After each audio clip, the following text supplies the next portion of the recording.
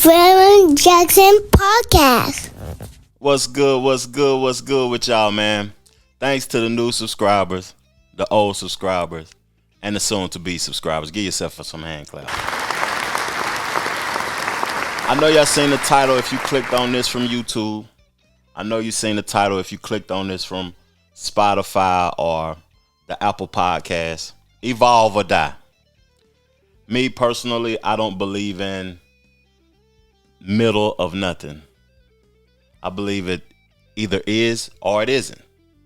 You either go hard or you don't.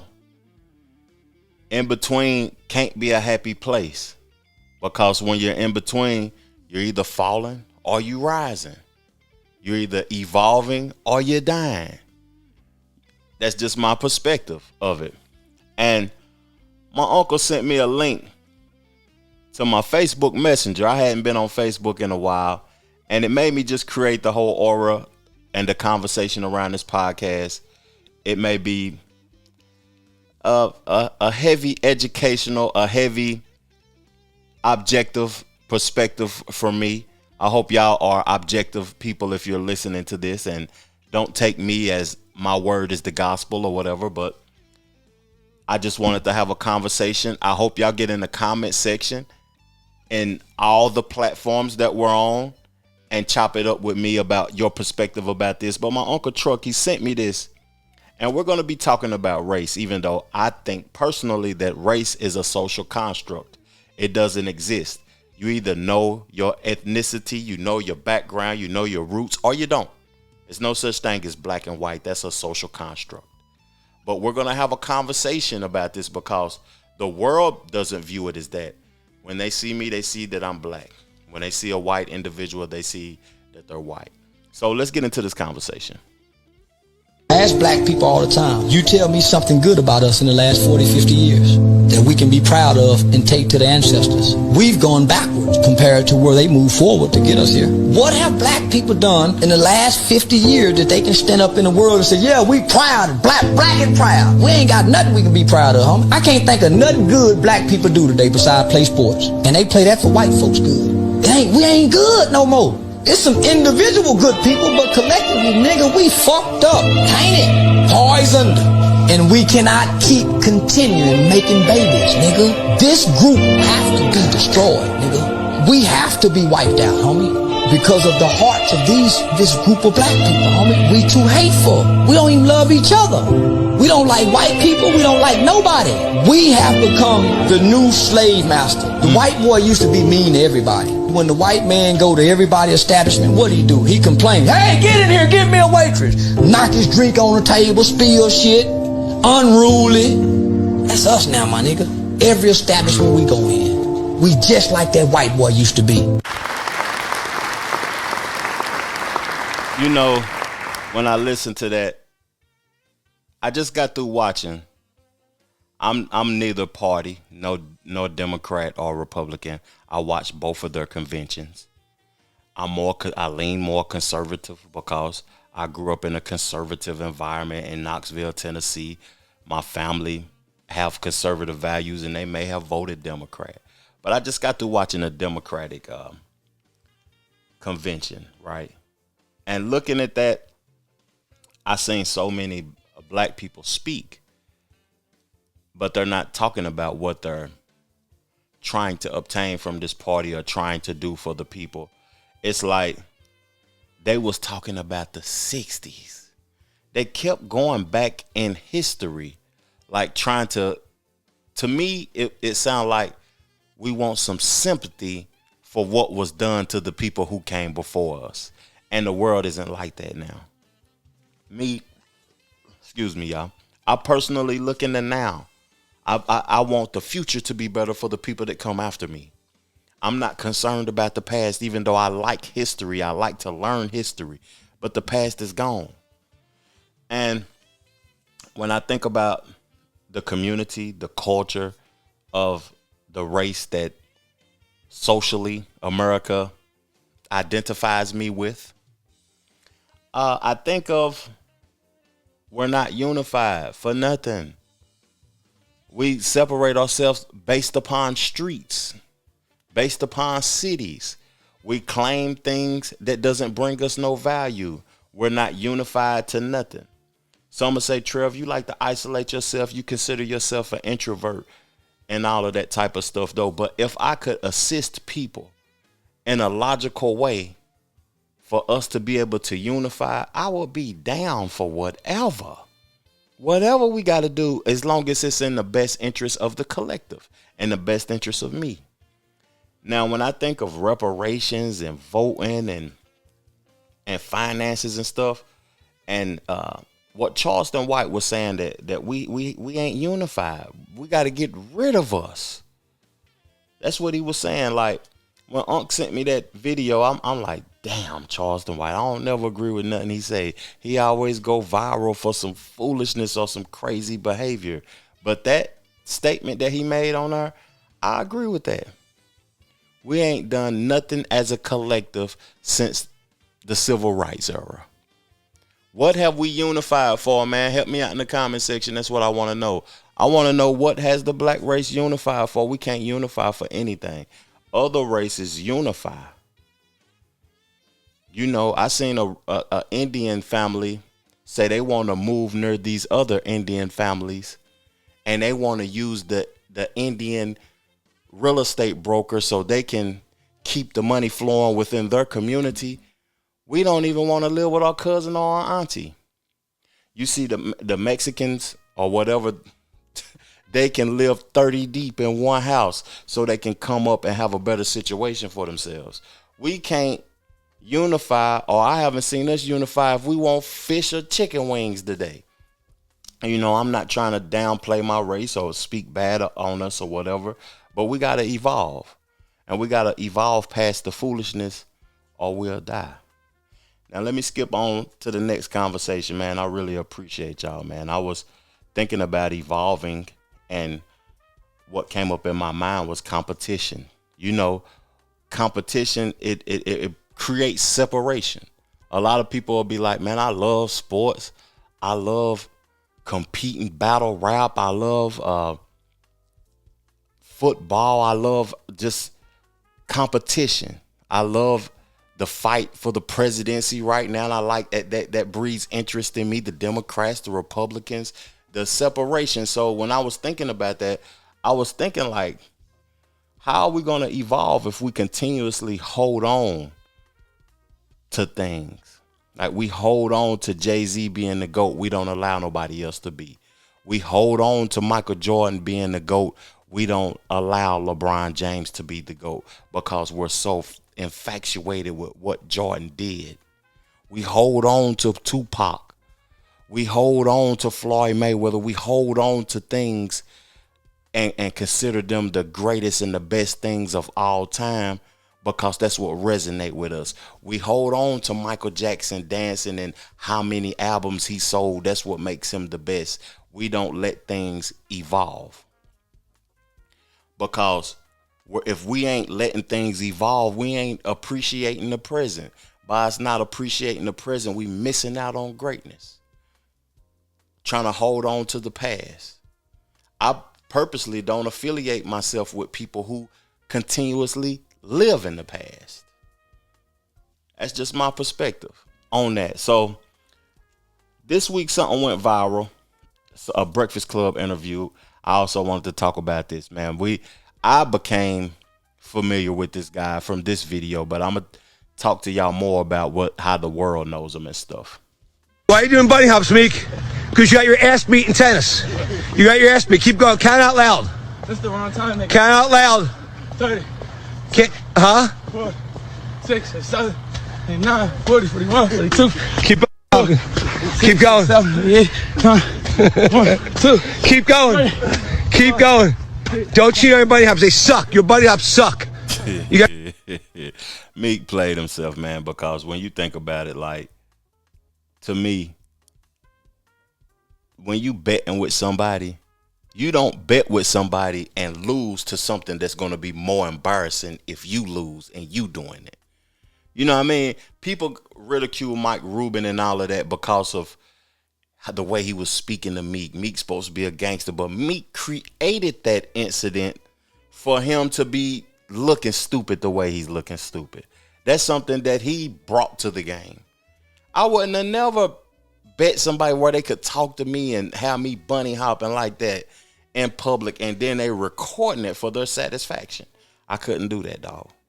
Now, that ain't what he went viral for. That's what I know him for. A lot of people may know him for owning the Fanatics, where you go buy the collectible sports merchandise. He owned part of the Philadelphia 76ers. He always throws the white parties and all of that has all the high-ranking celebrities at Michael Rubin. But that's what I know him for. But what he went viral for this week was a statement that he made on the Breakfast Club. Let me find it, man, because I don't got the audio pulled up on my clips or whatever. I just have it, you know what I'm saying, on my phone saved or whatever. So we get ready to play a couple of the clips, and we're going to come back and converse about this.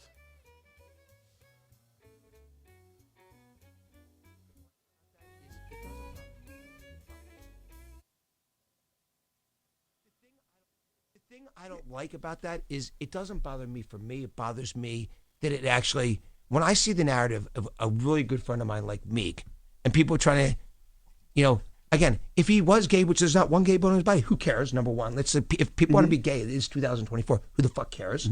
Okay. Number two, there's not a gay bone in his body. So like, why do people want to lie about that? Why do people want to change a narrative of a bet he made with me to try to hurt him? Like, that is the one thing I've learned about, you know, and look, I'm just being blunt because it's me. So one thing I've learned about black culture that I don't like is that black hate on hate. Speak on that more. I heard you say that earlier, and I wanted you to expound on that. You said you don't like to see black people tearing down other black people. Yeah, it's horrible. Like, like it's horrible. Like, why? Like, I want to support every. Look, you guys know me pretty well.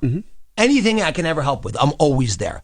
I always want to be helpful. I feel lucky and fortunate to do what I do every day. To be as, you know, whatever success I've had, I feel blessed to do that, and I want to give back in every way I can. You know, why does someone want to bring somebody else down? Let's try to build everybody up. Like, you know, I'd be more excited if I'd be more excited to see one of my friends do something that's 99% less meaningful to me, but it would be really meaningful to them because I want them to do great. I want everyone around me to do great. I don't like watching, you know, there's a little bit, and you tell me, you guys correct me if you think I'm wrong. I think there's a little bit of a black culture of like, it's black hate on hate. It's like that black judge that Meek had that hated on him and wanted to go extra hard on him. Okay, it's like it's what people always say to me. It's like black hate on hate. So I think it's terrible. I think it's something that I think it's culturally wrong, and I'll probably get killed for saying this because I'm glad you're saying it openly. If this is the conversations that are being had, I have it all the time. With I want to hear this. Yeah, so I think it's wrong. I think like, why do you not want to build everyone up around you? Why do you not want everyone around you to do great? The best way for everyone to do great is to push each other up. I wholeheartedly agree with the things he said. But is he the person that should be saying it? Help me out in the comment section. Or should anybody be saying it because it's actually the truth? It's actually the truth. You may have somebody in your presence right now that looks just like you, come from the same background as you, that's competing with you for your position. Or you may be the person listening to this that's competing with someone for their position instead of unifying so somebody can win. And then you can get the information from that person. You may have to go elsewhere, but you still winning because you got the information and you kept the friendship instead of competing with the individual and ended the friendship just because you was jealous of this person's gain or they was jealous of your gain. It's just not beneficial like that. But I seen Joe Budden, a clip of Joe Budden earlier today where he was talking about, shouldn't Michael Rubin be concerned with his own people? Because they're having a war over there now in Israel and Palestine. They having a war. Shouldn't he be concerned with them? Why is he so concerned with our race? The people that he hangs out with all the time. But he was right, though, to me. His words was right. You know what I mean? Black hate on hate. Who have you supported that look like you today? And who look like you have supported you? You know, that's part of the conflict that I have with doing podcasts and stuff, because I be wanting to reach the masses. I be wanting to elevate the conversation. I be wanting to assist people in whatever that they're creating and doing so they can continuously evolve. You know, I just read a book recently and it was called Post-Traumatic Slave Syndrome. And we're dealing with things nowadays that happen from slavery. You know what I'm saying? We have things that we're dealing with from slavery because we're traumatized. And we've inherited not even experiencing it. It just came along with our ancestors and everything. And it's just in our blood to want sympathy, to want to be above each other so we can entertain the master. I want to be the best for the master. I want to be the most celebrated. I want the most attention instead of helping each other evolve. And it's sick at the end of the day to me. So let's continue on with some of the celebrity tweets. Meek tweeted out about the situation that happened on the Breakfast Club with Michael Rubin. He had something to say about it. And also, I'm going to play another individual. But Meek tweet said, Rubin shouldn't be saying that type of stuff out loud. A black man's supposed to, but nobody's saying it. It's like we only collab on songs, women, and parties. He be hearing my friends getting murdered like, why, Meek? I can't explain it to him in a sensible way. That's interesting that he don't even know how to converse. You know what I mean? In a sensible way. He don't even know how to conversate about it. So here goes another tweet. Schoolboy Q says, no such thing as black on black anything. What the F? I don't know what that means, but it seems like he has a point. Because if you really get down to the root of it, black doesn't even exist. It's a social construct. You know, right now we have the presidential candidate, Kamala Harris, or Kamala, however you pronounce her name. I don't know how to pronounce her name because I hear so many people saying Kamala or Kamala. And people want to call her black when she doesn't identify as that. And there's nothing wrong with that. But she's biracial. That's what it is if you're a mixed individual. You're biracial. You're white and black. You know, the white infrastructure of, not the Nazis, what is it called now? The white, I forgot the name of it though, but they created to where if you have an ounce of black in you, then you're black. That's not true. You're biracial. You know, they want you to think that because they want to keep their race as pure as possible. So they will tell you that you're not biracial. You're black because you got an ounce of black in you. That's not true, though. That's not true. Okay, so let's continue on with the conversation. So I'm going to play Michael Rubin's apology. I got a phone call from one of the people I have the most respect for in the world. They told me while they appreciate my intention, it's not my place to speak on black culture. I get it, and I really appreciate the input. My intention was to say how important it is that we need to lift each other up. Stop hating on each other and push each other to win and always root for the other's success. My bad, much love, and appreciate the feedback. You know, that's crazy though, because I don't know why we're offended about the truth. Is it because we don't want to face it?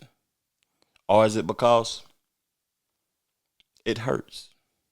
It doesn't hurt me because it's the truth and I want to see people evolve. But I want to give Michael Rubin some hand claps for saying it.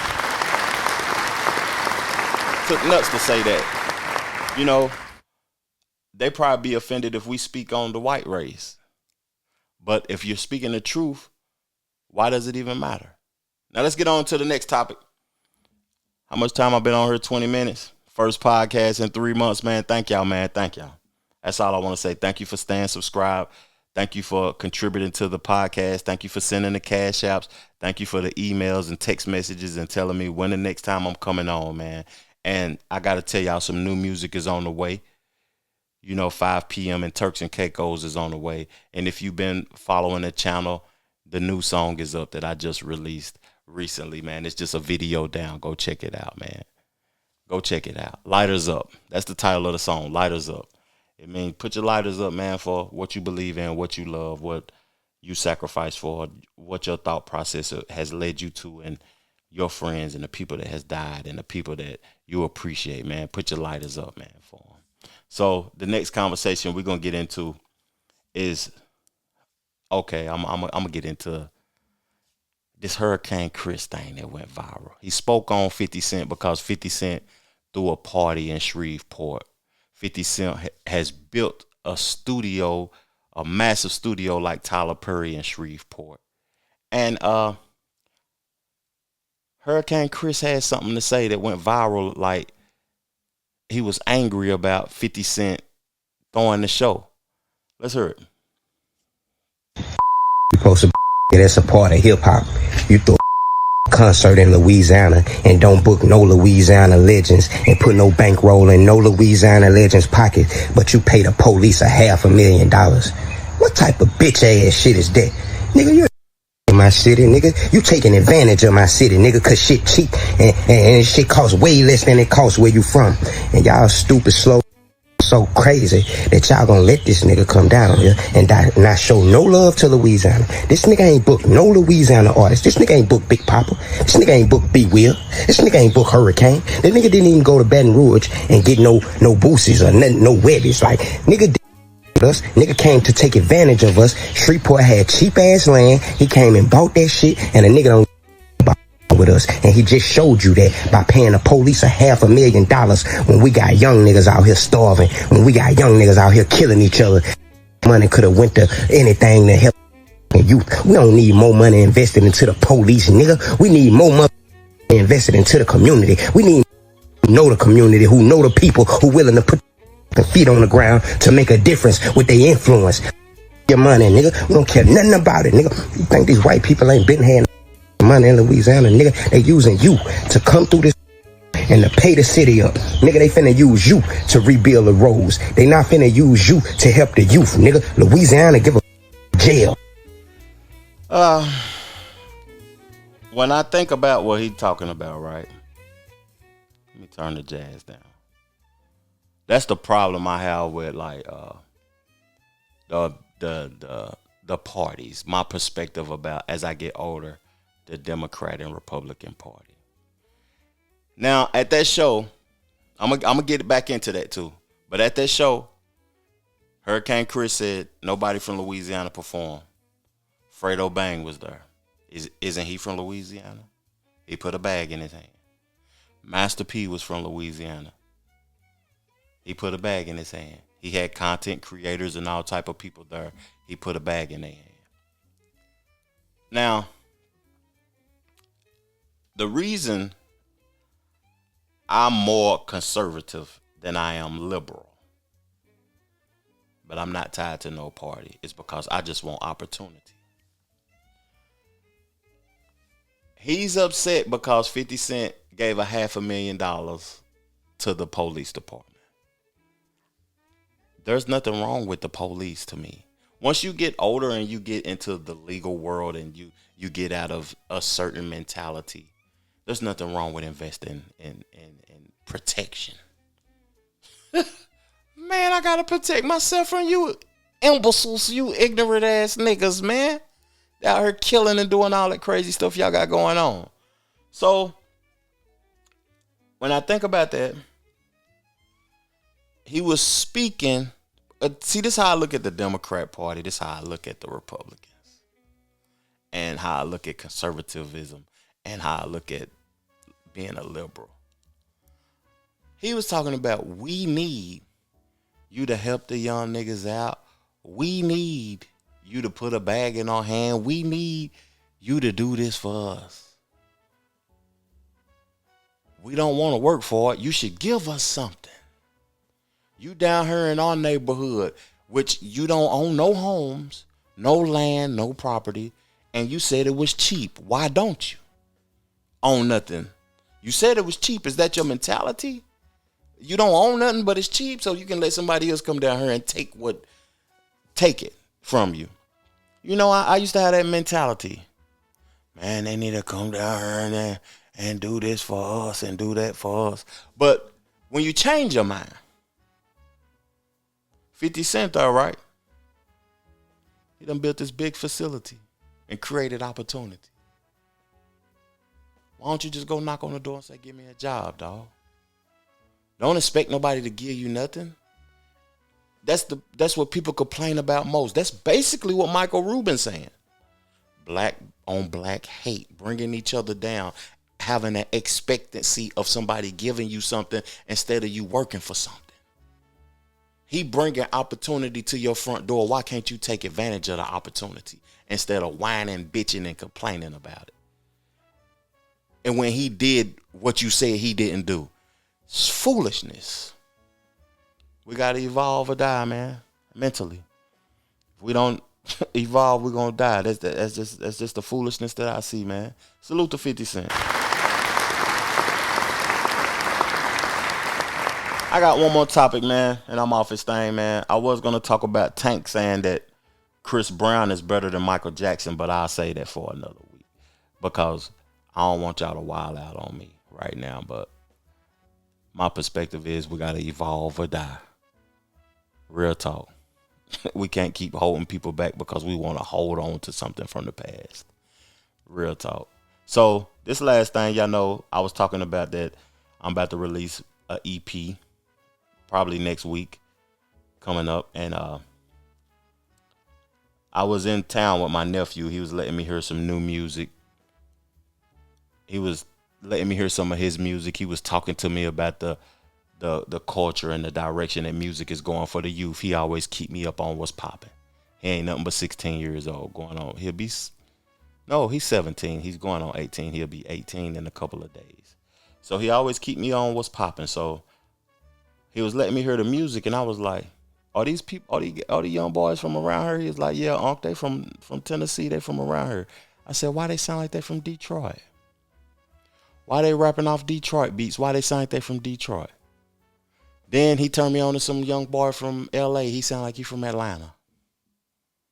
He turned me on to somebody from North Carolina. They sound like they from Memphis. I'm like, what's going on?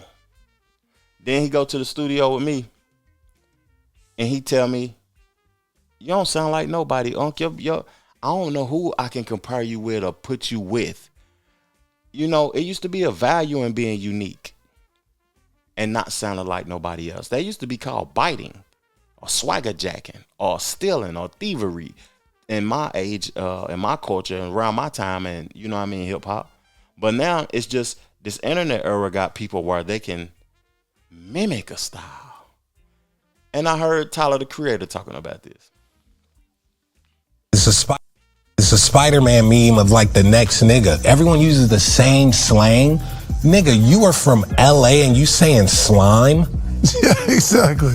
We don't say that. It's crazy how the internet has made everything so like homogenous, like nothing is its own thing no more. And I think in like 3 years, like either everyone's just gonna be the same color or it's gonna pop and the next generation is just gonna go so left and want to be themselves that it's gonna be like. But that also comes with hip hop getting so big too. The flip side of that is like, is part of that good too because this shit just got so big that so many people can come in and make money? It's some kid right now, this white kid, regular like Caucasian man, and he's like mocking Future and Gucci Mane like rap music, and like people are like, this shit hard. What's your perspective on that, man? Like, I feel like, where's the originality? But am I letting the game evolve? Am I trying to keep it the same way? Man, we just living in crazy times right now. I appreciate y'all tuning in, though, man.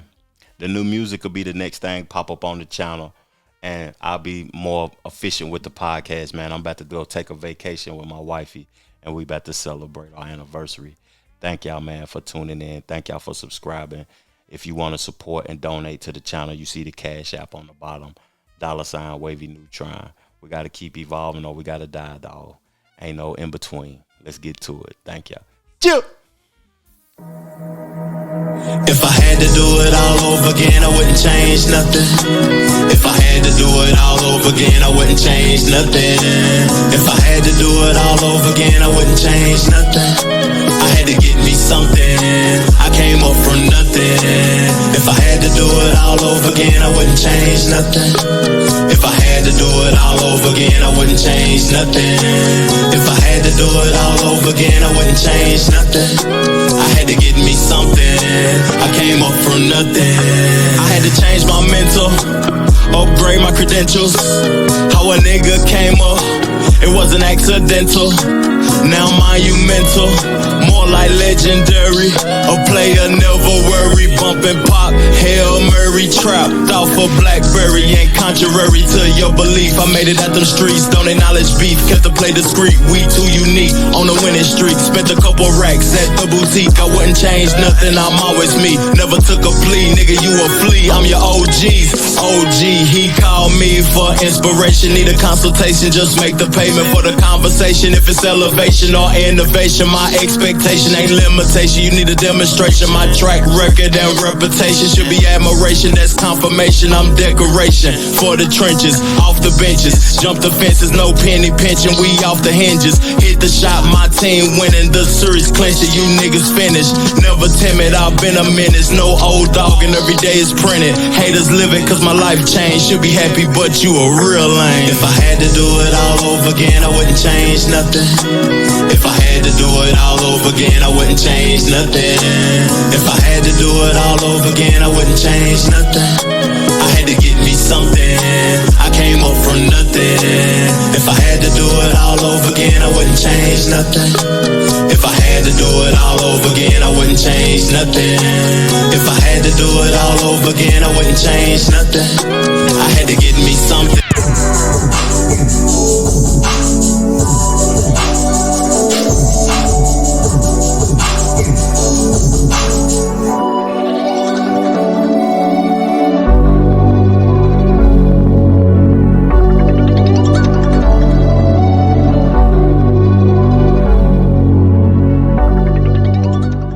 The Trevor Jackson Podcast.